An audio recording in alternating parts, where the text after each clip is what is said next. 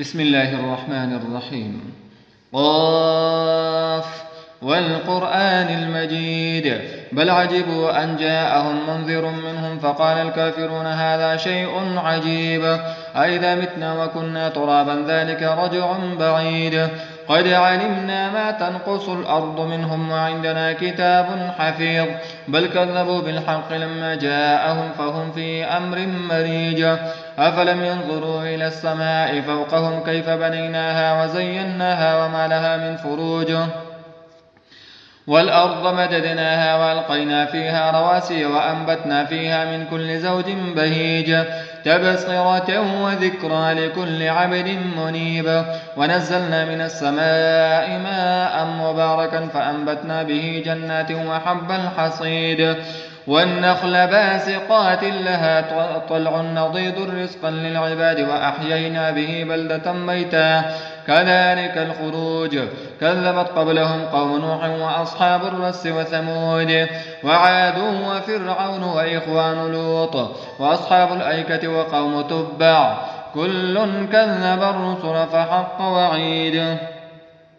أفعيينا بالخلق الأول بل هم في لبس من خلق جديد ولقد خلقنا الإنسان ونعلم ما توسوس به نفسه ونحن أقرب إليه من حبل الوريد إذ يتلقى المتلقيان عن اليمين وعن الشمال قعيد ما يلفظ من قول إلا لديه رقيب عتيد وجاءت سكرة الموت بالحق ذلك ما كنت منه تحيد ونفخ في الصور ذلك يوم الوعيد وجاءت كل نفس معها سائق وشهيد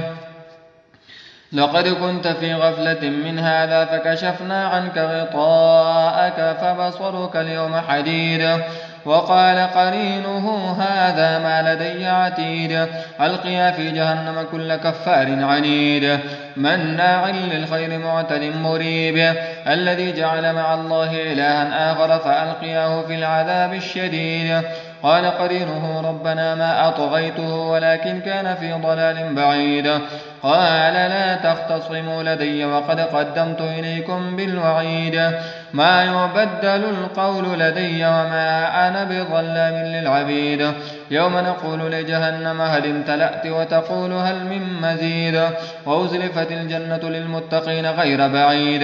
هذا ما توعدون لكل أواب حفيظ من خشي الرحمن بالغيب وجاء بقلب منيب ادخلوها بسلام ذلك يوم الخلود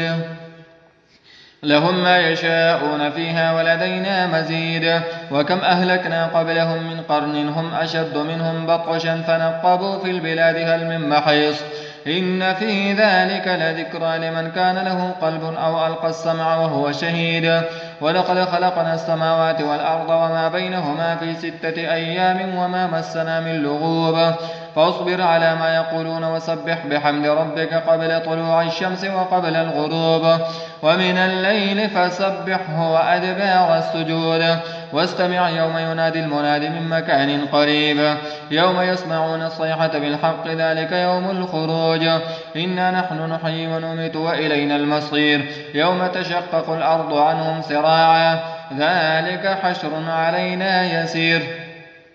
نحن أعلم بما يقولون وما أنت عليهم بجبار فذكر بالقرآن من يخاف وعيد